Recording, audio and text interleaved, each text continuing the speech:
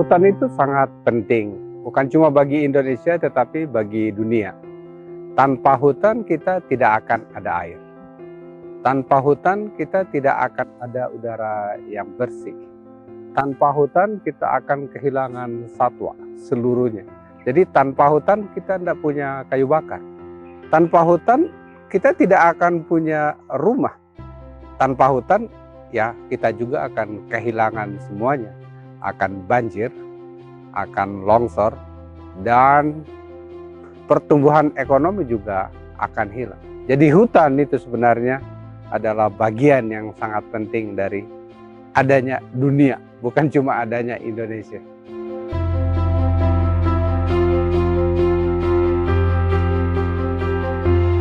Tindakan-tindakan atau kegiatan yang dapat merusak hutan itu banyak. Salah satunya misalnya orang yang merambah hutan dengan tidak bertanggung jawab. Ada yang melakukan illegal logging atau pembalakan yang tidak ada izin sama sekali. Tentunya ada juga kegiatan yang legal tetapi tidak dilaksanakan sebagaimana syarat-syarat yang harus dikerjakan. Misalnya hutan tanaman industri yang seharusnya itu dikerjakan dengan baik tetapi tidak memperhatikan rambu-rambu undang-undang. Yang kedua misalnya tentang pembalakan atau logging, concession, itu sebenarnya boleh. Tetapi kan misalnya itu peraturannya ada namanya tebang pilih, yang ada tebang habis, misalnya seperti itu. Ada juga kegiatan pertanian yang besar yang tidak mengindahkan keberlangsungan, yang tidak mengindahkan pembangunan yang berkelanjutan, yang tidak mengindahkan rambu-rambu regulasi yang ada di Indonesia. Jadi itu banyak penyebabnya.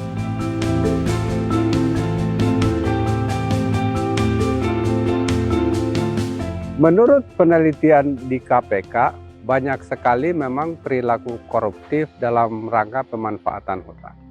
Salah satu dulu banyak sekali perizinan-perizinan yang tidak bertanggung jawab. Bahkan dulu dana reboisasi banyak yang tidak dipakai untuk reboisasi. Bahkan di zaman Orde Baru dipakai dan reboisasi itu mau dipinjam untuk kegiatan-kegiatan lain yang di luar reboisasi. Kemitraan dengan KPK dulu pernah juga membuat satu kajian tentang PNBP dari hasil kayu.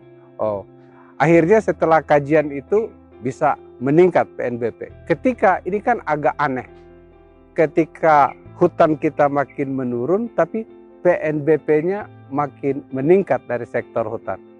Jadi kalau dulu diapain aja itu hasil dari hutan. Jadi memang korupsi di sektor kehutanan itu masih ada. Salah satunya adalah biasanya pemberian izin yang tidak mengindahkan tata kelola pemerintahan yang akuntabel dan transparan.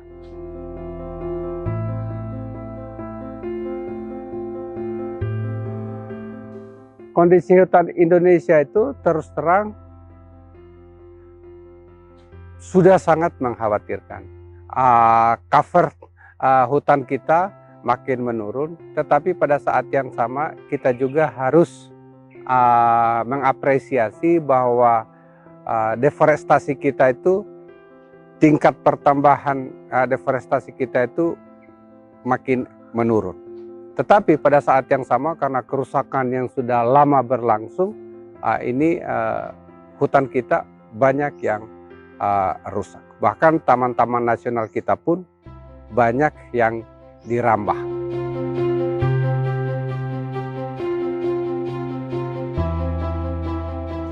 Untuk melindungi hutan Indonesia diperlukan kerjasama beberapa pihak utama. Satu tentunya dari pihak pemerintah sendiri. Kementerian Lingkungan Hidup dan Kehutanan harus betul-betul lebih meningkatkan kinerjanya dan kita harus apresiasi bahwa mereka harus meningkatkan kinerja mereka untuk melindungi hutan. Yang kedua, tidak cukup hanya mereka. KLHK juga harus membangun kerjasama dengan sejumlah kementerian yang lain, khususnya Kementerian Pertanian, Kementerian Dalam Negeri,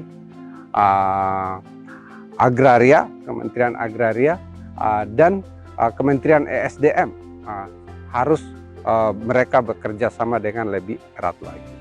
Dan pada saat yang sama, lembaga penegak hukum harus betul-betul bekerja keras juga untuk menindak pelaku-pelaku kejahatan di bidang lingkungan hidup dan kehutanan, kepolisian, kejaksaan, Dirjen Gakum, KLHK, plus masyarakat sipil dan masyarakat Indonesia pada umumnya harus bahu-membahu untuk menyelamatkan hutan Indonesia. Karena hutan Indonesia itu bukan cuma untuk kita saja, tapi adalah untuk masa depan Indonesia dan masa depan generasi muda. Yang terakhir tentunya media harus selalu memberikan informasi yang benar tentang pentingnya penjagaan hutan kita, agar hutan kita itu kan renewable resources sebenarnya. Dia itu bisa diperbaharui. Oleh karena itu maka harus kita jaga dengan baik.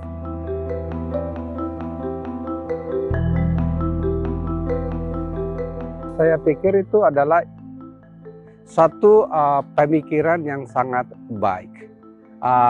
Indonesia dengan sebagai negara yang salah satu yang memiliki hutan alam yang besar, selain Brazil, Kongo misalnya, kita memang perlu mengapresiasi hutan Indonesia.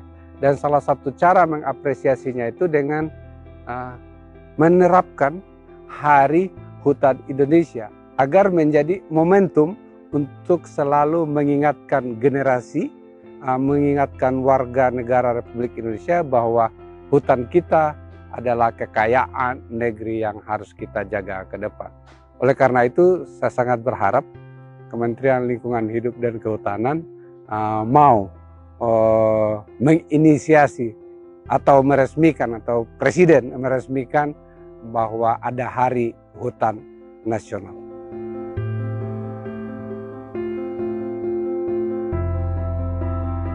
Generasi milenial itu mereka adalah masa depan negeri, dan anak-anak mereka itu adalah betul-betul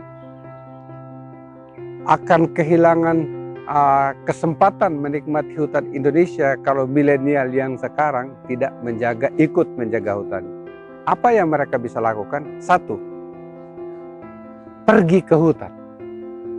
Melihat hutan itu, alam itu bukan hanya melalui screen televisi atau melalui screen gadget yang mereka miliki, tetapi menikmati dan mengetahui hutan, pergi ke hutan, mengapresiasi alam. Saya yakin kalau mereka sudah pergi ke hutan dan melihat betapa beragamnya biodiversity Indonesia, kecintaan mereka akan alam dan hutan Indonesia akan menjadi lebih tinggi, agar mereka betul-betul bisa menjaganya ke depan dan mengkampanyekan kepada semua media, sehingga milenial itu betul-betul bukan hanya penikmat tapi menjadi subjek untuk menjadi pembawa perubahan ke arah perlindungan hutan Indonesia. Saya ingin tutup